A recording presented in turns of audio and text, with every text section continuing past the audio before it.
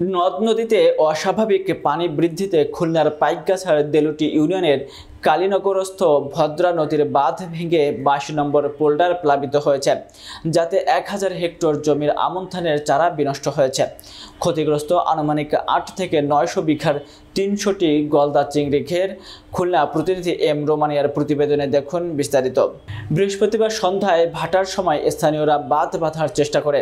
স্থানীয় ইউপি সদস্য সুকুমার কবিরাজ জানান, প্রত্যেকটা নদ নদীতে অস্বাভাবিক পানি বৃদ্ধি পেয়েছে, যার ফলে বৃহস্পতিবার দুপুরে উপজেলার কালীনগর গ্রামের ভদ্রা নদীর বাঁধ ভেঙে 22 নম্বর পোল্ডার প্লাবিত হয়। দ্বিতীয় জোয়ারের 13টি গ্রাম প্লাবিত হয়। 1000 হেক্টর বিঘা জমির জন্য লাগানো আমন বীজতলা নষ্ট হয়।